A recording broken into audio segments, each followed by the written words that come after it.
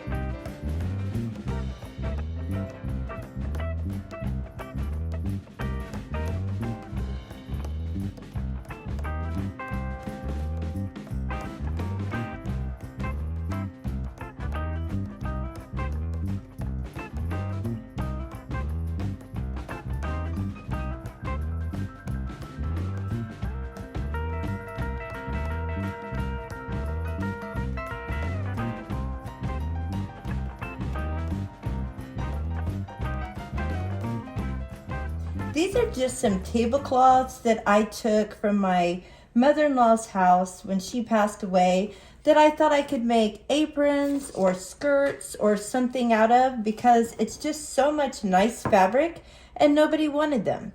So I'm just holding on to them, sticking them in here, I guess.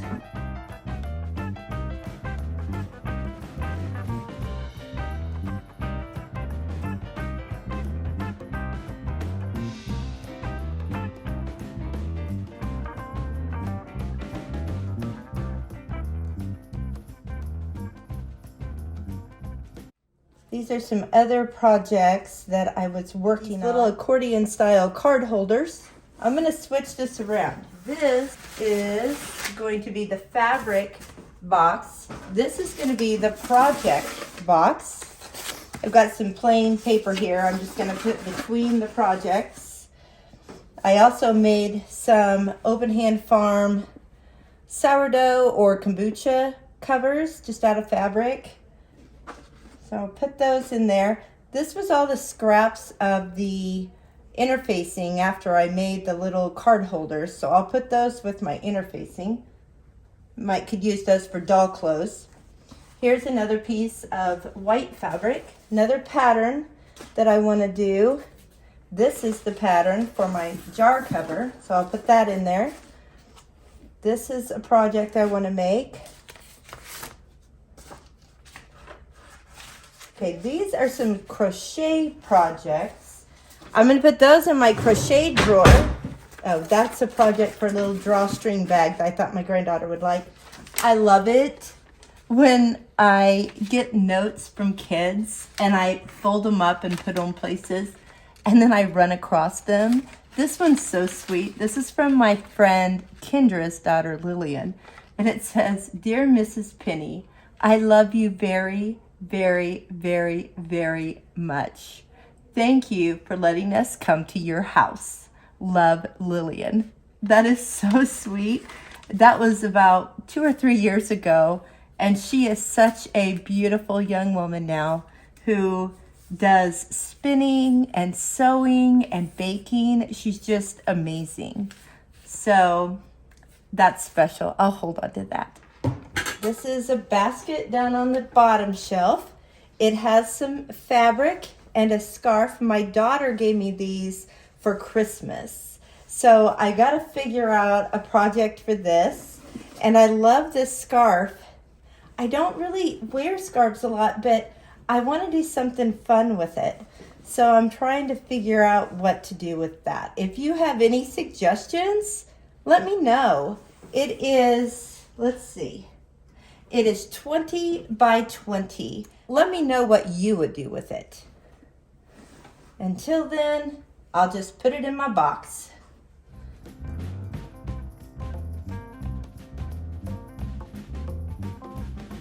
Do you guys ever lose things like this? I have no idea how these got in here, but I found them. That's awesome. Because I do have a 1-year-old in the house, I'm going to switch things up. I'm going to put these 2 tubs on the very bottom so that if he gets into them, he can't hurt himself.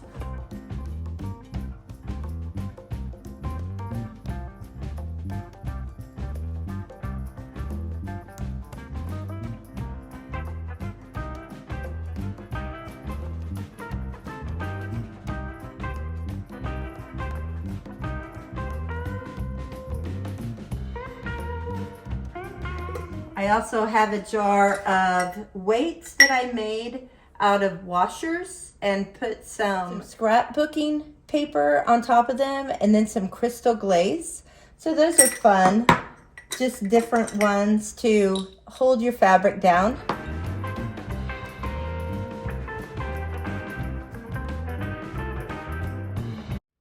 I just want you to know that I don't buy all of this stuff. I have very generous people in my life that give me things. And if I can't use them, I pass them along to other people. And I've recently let some friends borrow some of these and they brought them back so that I can send them with someone else when they need them. So it's just nice to have something that is a pretty pricey item that if a friend needs to borrow it and take it for a while, I've got it. Now we're going to address the rolling cart.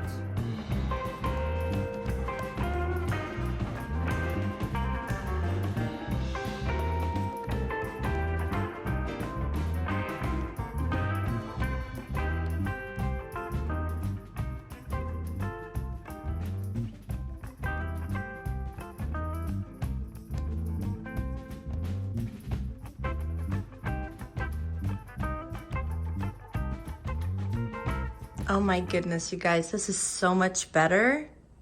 I can just pick up a container. I don't have to fight to get a drawer out or have to stand there and go through things. My rolling cart is tidy and organized. If you guys like my big filing drawers, let me know. I love them. And we just took a piece of plywood and put on top as my cutting surface. Also, you'll notice that my cutting surface is empty, except for my iron. I need to keep it up out of the way for sure. So let me finish tidying all of this up and show you the completed project. I moved the baby playpen so you could get a better idea of what this space is like. Now, let's see, this rolling cart here got adjusted quite nicely and brought my sewing chair back in and cleaned off my sewing tables. And look at that. There are the shelves. I did add the pretties back up there because most of them are family things that I just love. But the other things all fit in these containers. I am so happy, and I labeled them in a way that when Genesee starts reading, she can find the things if she wants to work on a project. And this hasn't been this way in quite a while. My project table is actually usable right now. I had been kind of throwing things up there, waiting to organize, and now I could work on a project. That's exciting. I was going to show you this picture. My daughter Olivia is an artist. She's the one right in the middle with the glasses and brown bangs. And she took a picture of all of us at my birthday in November a couple years ago. And for my Christmas present, she redrew it in kind of comic mode. And I love it. I was just talking to my other daughter that lives behind us here, and we decided we need another one, an updated version, and maybe hang right below it. Thank you so much for coming along on this project today. I know it was kind of long, but hopefully I have encouraged you to take an area of your house that might need a little organizing and get it done. It only took about an hour and a half real time, and part of that was using my silhouette to type in and cut out all of the labels. Then I had to what's called weed them out, take the little centers out of the letters, and then apply them to the boxes. So that was part of the time that it took. You don't have to do that. You could just use a marker or use some stickers, or don't label them and just know what's there. So thanks so much for coming along. And until next time, blessings on you and yours.